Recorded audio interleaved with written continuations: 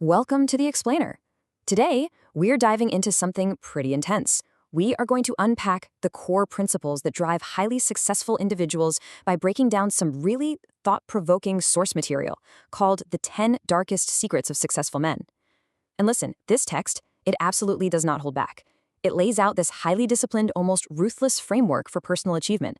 It's all about adopting a warrior mindset, chasing knowledge like your life depends on it, and keeping a very, very strict grip on your emotions and your social circle.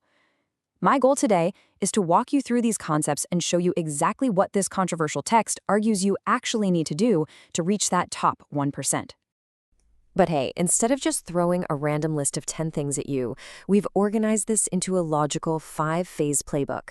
1. The foundation of a warrior. 2. Knowledge and unrelenting discipline. 3. Reframing goals and failure. 4. Mastering social dynamics. And 5. Focusing on the controllables. All right, let's jump right into phase 1, the foundation of a warrior, which is all about building that ultimate mindset. Right out of the gate, the text hits us with this crazy, stark contrast between an average mindset and a warrior mindset. And the author leaves zero room for a middle ground here. It's totally binary.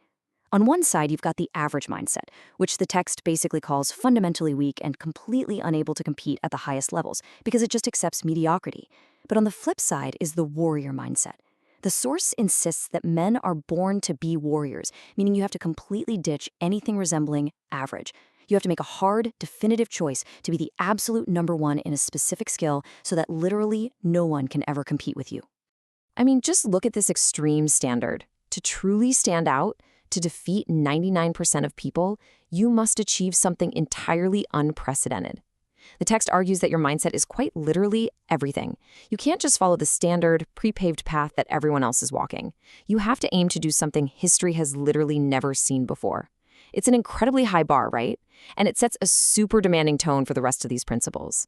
But it does beg a really important question. What are you doing right now that no one else is willing to do?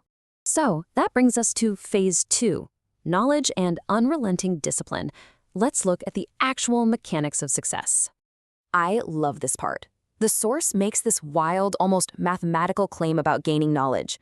It says that just one single hour of reading each day will equip you with 5 years of real-world experience. 5 years. The author is deeply emphatic about building this habit. If you commit to reading just one book a week for the rest of your life, you're basically building an impenetrable intellectual armory. The idea is that with this constant flow of knowledge, it doesn't matter how bad things get or how complex your problems are, you will always have the mental tools to hack your way through. And listen, if you're looking for a quick fix, forget it. The source material is adamant that there are absolutely no shortcuts. Every truly successful guy has to accept this reality. The text lays out this undeniable timeline, demanding that you dedicate 5 solid years of hard work entirely to yourself. The promise here is that if you just put your head down, block out all the noise, and relentlessly work on your own capabilities for 5 solid years, you'll come out the other side as the man who can provide the absolute dream life for your family. Moving right along to phase 3, reframing goals and failure. This is where we completely redefine what progress actually looks like. You know how we're always taught to think big and set those massive New Year's resolutions in January, only to completely ditch them by February? Well, the source says to do the exact opposite. Instead of stressing over massive annual targets, the strategy is to radically shrink your focus. The text argues that small, hyper-localized goals actually make a surprisingly huge impact.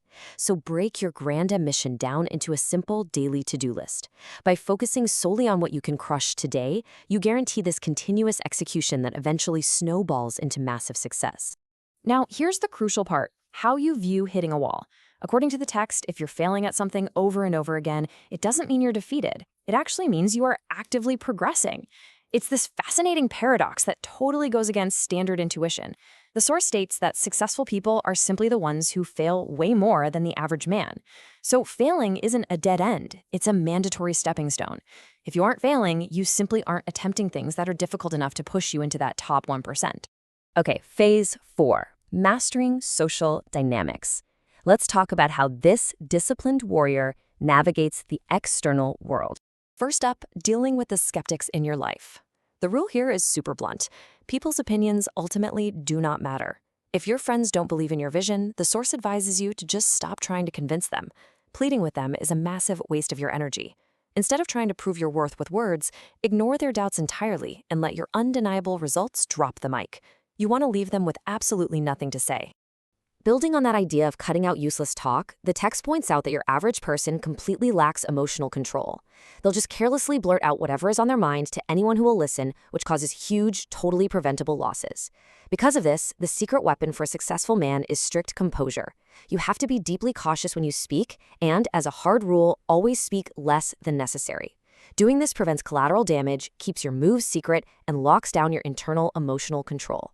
The author actually takes this a step further. Check out this idea. He claims that deliberately minimizing your availability is a highly strategic way to command massive respect. The logic is that the more people see and hear from you, the more common and average you start to look. So instead of being around every single day, the source says to manufacture scarcity. Maybe you only show up once a month. By utilizing absence, you're building a mystique. And according to the text, you will see people absolutely go crazy for you when you finally do make an appearance. Finally, we've made it to Phase 5, focusing on the controllables. This is the ultimate anchor that ties the whole shebang together. The text issues this very stern, almost stoic warning. Never, ever focus on something you cannot control. The author does not mince words here. If you waste your mental energy fixating on external stuff, like the fluctuating economy, dramatic online arguments, or what your competitors are doing, your progress will hit a brick wall. You will literally never see progress in your own life if your focus is pointed outward at all that noise instead of inward at your own daily execution. And this is a critical distinction that brings the entire philosophy home. It's the profound difference between focusing on $1 million versus focusing on the actual things that will get you $1 million. The source insists you have to ignore the shiny, uncontrollable end goal itself. I mean, you can't just manifest $1 million by staring at a picture of it, right? You have to obsess over the actionable daily steps, the hourly reading, the daily to-do lists, the strict emotional discipline, because those are the actual gears turning the machine to get you that goal.